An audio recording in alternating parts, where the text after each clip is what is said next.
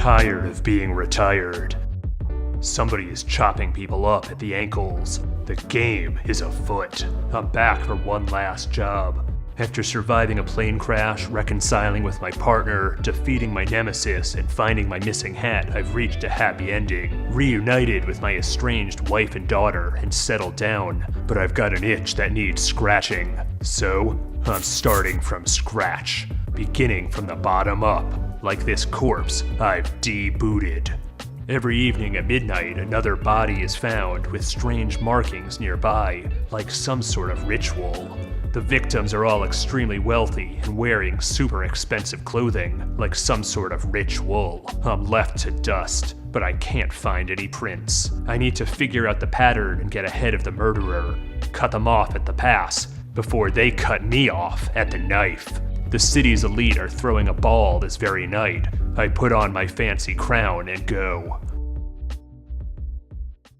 I know something is up, and I'm gonna get to the bottom of it, which I realize will be taking me in the opposite direction, but that's how you solve a mystery.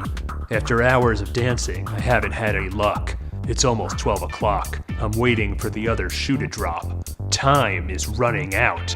Unless the killer is trying to outrun time. I realize the murders haven't been about taking feet. They've been about taking shoes. The killer thinks she's Cinderella, getting new slippers every night to keep the magic going. Like a brother's grim reaper, she's stealing souls. There, that woman in the cloak is taking off her heels. Either she's about to cut Footloose, or she's about to cut Footloose. I tell her it's over. She doesn't have a leg to stand on.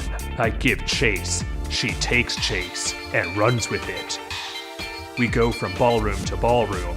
I'm catching up until one of my shoes falls off. I keep going, but it's too late. She's given me the slip and disappears like magic.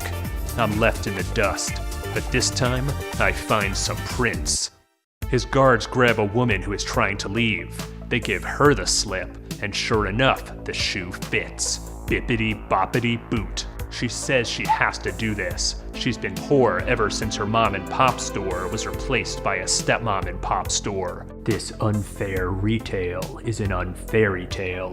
She has nothing, and she's trying to kill her way to a happily ever after. I tell her that life isn't always fair. You have to choose your own adventure and make up your own finale. But bad guys don't get happy endings. Those are for heroes. She says that I don't look happy. So what am I?